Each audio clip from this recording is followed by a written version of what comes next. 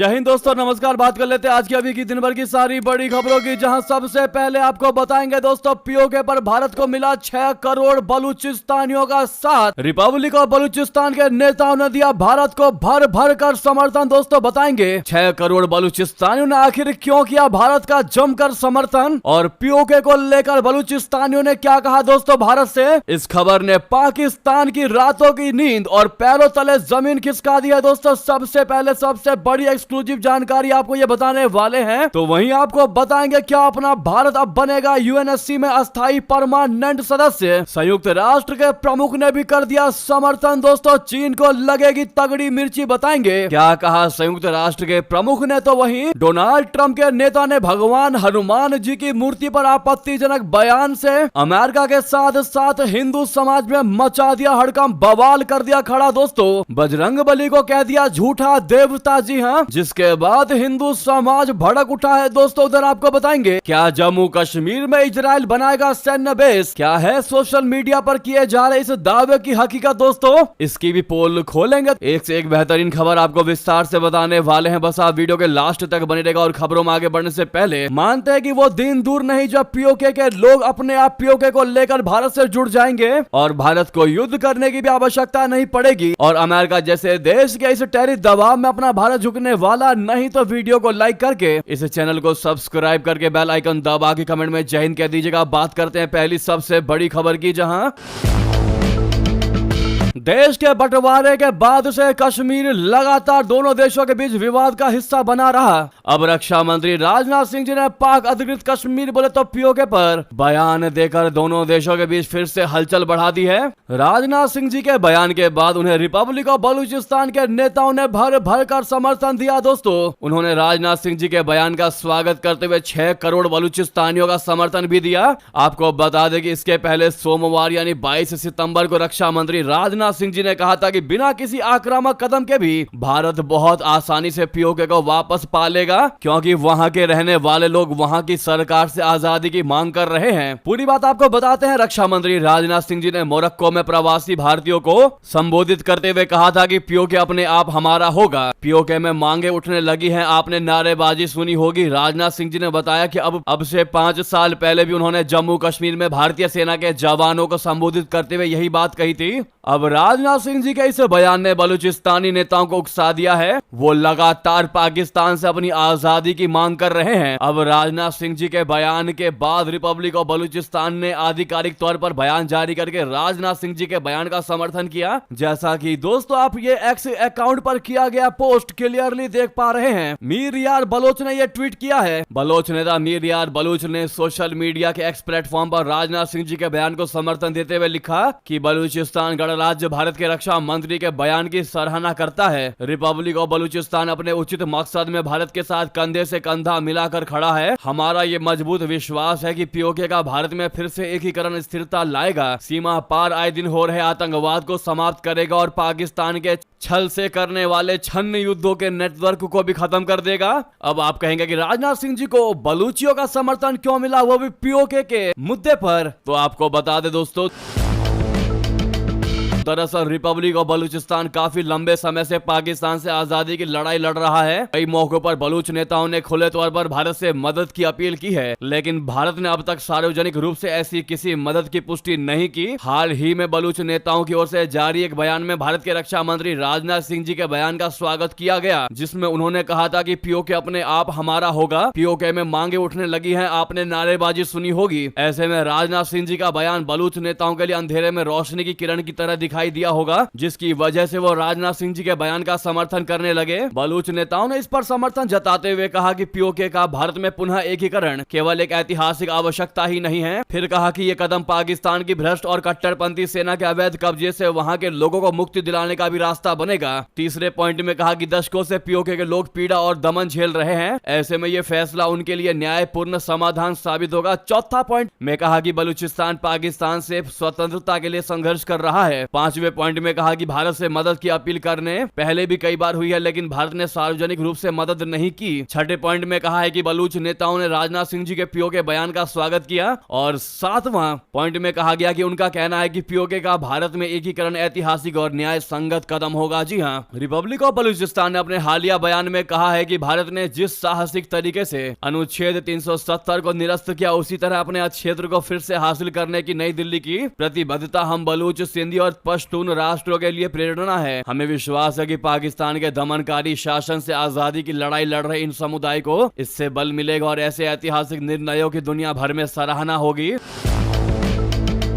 दोस्तों, पीओके अपने आप भारत में मिल जाएगा, इसकी खूब सराहना कर रहे हैं बलूचिस्तान के लोग, भर भर कर समर्थन कर रहे हैं। लेकिन वो कहीं ना कहीं भारत से ये उम्मीदें लगाए बैठे हैं कि बलूचिस्तान को पाकिस्तान से अलग करने के लिए भारत हमारा समर्थन करे, क्योंकि वो भी दोस्तों एक उम्मीद की तरह से देख रहा है कि बलूचिस्तान अलग राष्ट्र है, पाकिस्तान नहीं है बलूचिस्तान, और हमारा समर्थन होना चाहिए इस मुद्दे पर, क्योंकि हम भी अपनी जिंदगी जीना चाहते हैं और हमारे सपोर्ट में भारत खुले तौर पर उतरेगा तो हमें बहुत ज्यादा खुशी मिलेगी। एक तरफ जहां दोस्तों बलूचिस्तान के लोग अपनी बात रखने के लिए पाकिस्तान के हुक्मरानों के सामने हाथ जोड़ रहे थे, और जब हाथ जोड़ जोड़ कर थक गए उसके बाद उन्होंने रौद्र रूप दिखाने की कोशिश की, तो अब पाकिस्तान के हुक्मरान, पाकिस्तान के लोग बलूचिस्तान के कुछ ग्रुप्स को आतंकवादी बता रहे हैं, जबकि बलूचिस्तान के लोग कह रहे हैं कि बीएलए आतंकवादी संगठन नहीं है। हम अपनी मांगे कर रहे हैं और मांग के लिए चाहे लड़ना पड़े लड़ेंगे, इसीलिए हमको आतंकवादी करार दे रहा है पाकिस्तान। ऐसे में हम चाहते हैं कि हमारा खुले तौर पर भारत समर्थन करे और बाकी अन्य देश हमारा समर्थन करे और हमको पाकिस्तान से अलग करने में सपोर्ट करे। जी हां दोस्तों, ऐसे में ये बलूचिस्तानियों की मांग है। इस पर आपकी जो भी राय हो, क्या भारत को खुले तौर पर समर्थन करना चाहिए दोस्तों? क्योंकि अगर भारत खुले तौर पर समर्थन नहीं कर रहा है तो उसके पीछे भी बहुत सारे कारण हैं, वो हम आपको नेक्स्ट कभी खबर में बताएंगे। हालांकि आपकी क्या राय है दोस्तों, क्या खुले तौर पर भारत को समर्थन देना चाहिए? देखते हैं भारत की जनता की क्या राय है। और बहुत से लोग कह रहे थे कि लाइव आने के लिए जिससे कि आप कुछ सवाल जवाब कर सके, तो ऐसे में अगर 500 कमेंट आएंगे दोस्तों इस वीडियो पर, तो हम डेफिनेटली आपके लिए लाइव आएंगे जिससे कि आप क्वेश्चन आंसर कर सकते हैं। तो आप लोग कमेंट में जरूर इसका जवाब दीजिएगा कि क्या हमें लाइव आना चाहिए, और इस वीडियो को शेयर कीजिएगा ताकि हर कोई कमेंट करे। जैसे ही 500 कमेंट पूरे होंगे दोस्तों, हम आपको बता देंगे कि कब लाइव आएंगे। तो आप लोग भर भर के कमेंट कीजिएगा। साथ ही साथ नेक्स्ट खबर की बात कर लेते हैं, जहां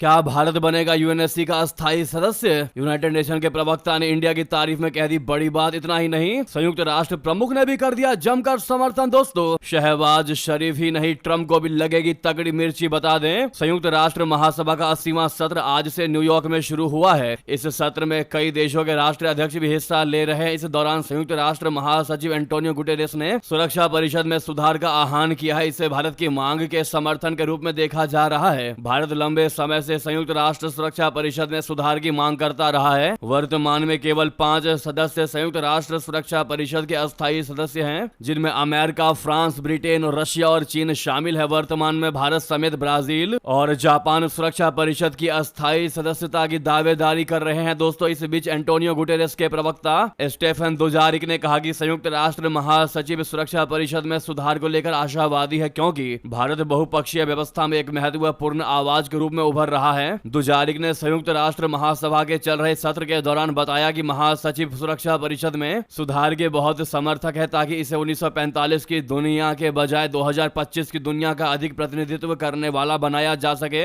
हालांकि यूनाइटेड नेशन महासचिव के इस समर्थन से चीन को तगड़ी मिर्ची लगनी तय मानी जा रही है, क्योंकि वही इकलौता परमानेंट मेंबर है जो विरोध करता है। बाकी सब भारत का सपोर्ट करते हैं। दोस्तों, भारत लगातार विस्तारित संयुक्त राष्ट्र सुरक्षा परिषद यानी यूएनएससी में परमानेंट मेंबरशिप के लिए प्रयासरत रहा है। पिछले साल विदेश मंत्री जयशंकर जी ने संसद को बताया था कि भारत इस उद्देश्य को सर्वोच्च प्राथमिकता देता है। राज्यसभा में एक लिखित उत्तर में उन्होंने कहा कि भारत का दृढ़ विश्वास है कि समकालीन वैश्विक वास्तविकताओं को प्रतिबिंबित करने वाली एक सुधारित और विस्तारित यूएनएससी का अस्थायी सदस्य बनने के लिए उसके पास सभी योग्यताएं हैं। दुजारिक ने संयुक्त राष्ट्र में भारत के योगदान पर भी प्रकाश डाला और कहा कि भारत संयुक्त राष्ट्र प्रणाली का एक अत्यंत महत्वपूर्ण अंग है। वे बहुपक्षवाद के प्रबल समर्थक हैं। महासचिव के भारत सरकार के साथ बहुत अच्छे संबंध है। हमारे कई भारतीय सहयोगी यहाँ हमारे साथ काम करते हैं। संयुक्त राष्ट्र प्रणाली में भारत की एक महत्वपूर्ण भूमिका है। जी हाँ दोस्तों, यानी कि संयुक्त राष्ट्र महासचिव एंटोनियो गुटेरेस ने सुरक्षा परिषद में भारत की भर भर कर सदस्यता का समर्थन किया है दोस्तों, और उनके प्रवक्ता स्टीफन दुजारिक ने इसमें सुधारों को लेकर आशावादी हैं। ऐसा बयान देकर चीन, पाकिस्तान, अमेरिका तक को हिला डाला है। साथ ही साथ बता दें,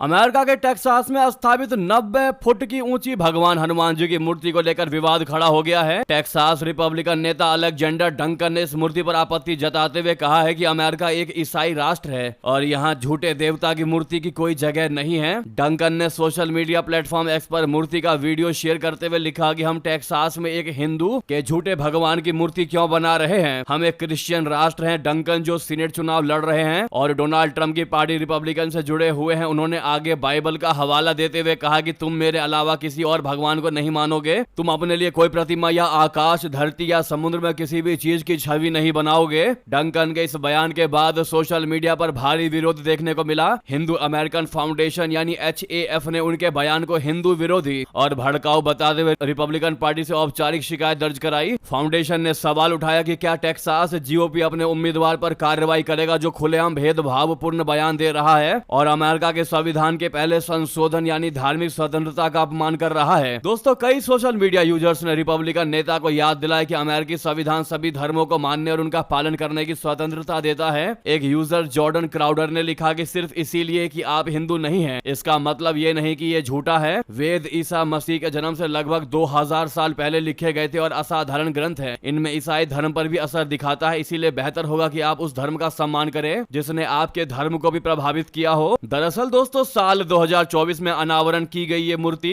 स्टैच्यू ऑफ यूनियन के नाम से भी जानी जाती है। इसे श्री चिंजियार स्वामी जी की परिकल्पना में बनाया गया था और यह अमेरिका की तीसरी सबसे ऊंची मूर्ति है। ये भव्य प्रतिमा टेक्सास के श्री अष्टलक्ष्मी मंदिर बोले तो शुगर लैंड में स्थापित है। अब ऐसे में दोस्तों, आप लोग क्या जवाब देंगे इस ट्रंप के नेता अलेक्जेंडर डंकन को, जो हनुमान जी की मूर्ति को झूठा देवता बता रहा है दोस्तों? और जितना ज्यादा आज हो सके इस वीडियो को शेयर करते हुए कमेंट में दोस्तों जय श्री राम जरूर लिखिएगा। साथ ही साथ अगली खबर की बात करते हैं, जहां अमेरिका के विदेश मंत्री मार्को रूबियो ने संयुक्त राष्ट्र महासभा के उच्च स्तरीय सत्र के इतर भारतीय विदेश मंत्री जयशंकर जी से मुलाकात की। इस दौरान रूबियो ने कहा कि भारत के साथ संबंध अमेरिका के लिए अत्यंत महत्वपूर्ण है। उन्होंने कहा कि भारत के योगदान बिना अमेरिका का विकास अधूरा है। जी हाँ, इस बैठक में व्यापार, रक्षा, ऊर्जा, दवाइयों, महत्वपूर्ण खनिजों और अन्य कई द्विपक्षीय मुद्दों पर विस्तार से बातचीत हुई। रूबियो ने भारत सरकार की लगातार भागीदारी की सराहना की और कहा कि दोनों देश मिलकर रणनीतिक क्षेत्रों में प्रगति को और तेज करेंगे। दोनों नेताओं ने इस बात पर सहमति जताई कि अमेरिका और भारत क्वाड के माध्यम से स्वतंत्र और खुले हिंद प्रशांत क्षेत्र को बढ़ावा देने के लिए सहयोग जारी रखेंगे। ये बैठक ऐसे समय हुई है दोस्तों जब आपको याद होगा राष्ट्रपति ट्रंप ने नए H-1B वीजा पर $1 लाख अमेरिकी डॉलर शुल्क लगाने का आदेश जारी किया है, जिसका सीधा असर भारतीय IT और मेडिकल पेशेवरों पर पड़ा है। साथ ही अमेरिका ने रशिया से तेल खरीदने को लेकर भारत पर अतिरिक्त 25% टैरिफ भी लगा दिया है दोस्तों, जिससे कुल शुल्क दर 50% हो गई है, जो दुनिया में सबसे अधिक है। तो वही माना यह भी जा रहा है कि आज डोनाल्ड ट्रंप संयुक्त राष्ट्र महासभा को संबोधित करते हुए बहुत बड़ा दावा कर सकते हैं दोस्तों। उनका अंदाज जो है वो आक्रामक रहने वाला है। जैसा कि हमने पहले ही आपको बताया कि आज संयुक्त राष्ट्र की 80वीं वर्षगांठ के उपलक्ष्य में इस हफ्ते दुनिया भर के कई नेता न्यूयॉर्क में एकत्रित हुए हैं। ऐसे में डोनाल्ड ट्रंप संयुक्त राष्ट्र महासचिव एंटोनियो गुटेरस और यूक्रेन, अर्जेंटीना और यूरोपीय संघ के नेताओं के साथ आमने सामने की बैठक करेंगे। व्हाइट हाउस की प्रवक्ता ने एक ब्रीफिंग में संकेत दिया है कि ट्रंप वैश्विक संस्थाओं की निंदा करते हुए आज एक आक्रामक भाषण देने वाले हैं। जी हां दोस्तों, इतना ही नहीं, अमेरिकी राष्ट्रपति कतर, सऊदी अरबिया, इंडोनेशिया, तुर्की, पाकिस्तान, मिस्र, संयुक्त अरब अमीरात और जॉर्डन के अधिकारियों के साथ एक सामूहिक बैठक भी करेंगे। इस बैठक के दौरान ट्रंप कई विषयों पर चर्चा कर सकते हैं, जिसमें हमास की भागीदारी के बिना गाजा में युद्ध के बाद का शासन कैसा हो सकता है, इसको लेकर नीति भी शामिल हो सकती है। जी हां, साथ ही साथ नेक्स्ट खबर की बात करते हैं, जहां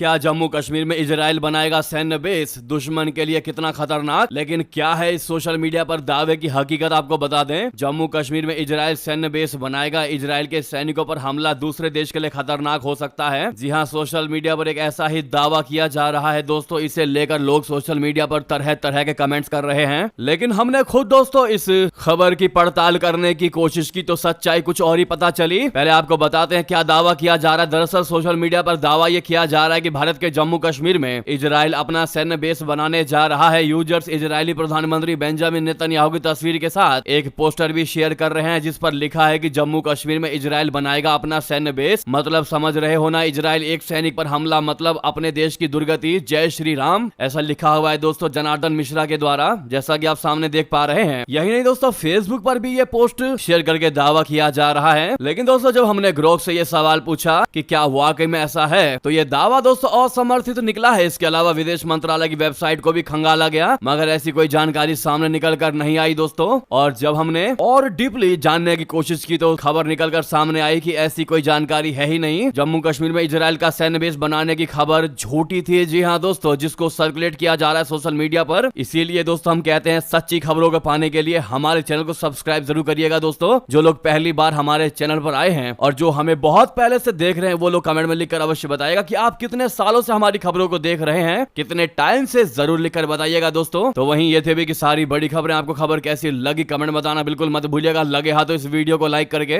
चैनल को सब्सक्राइब करके, बेल आइकन दबा के कमेंट में जय हिंद कह दीजिएगा। मिलता अगली बड़ी खबर में। बहुत बहुत धन्यवाद, बहुत बहुत आभार। जय हिंद, जय भारत।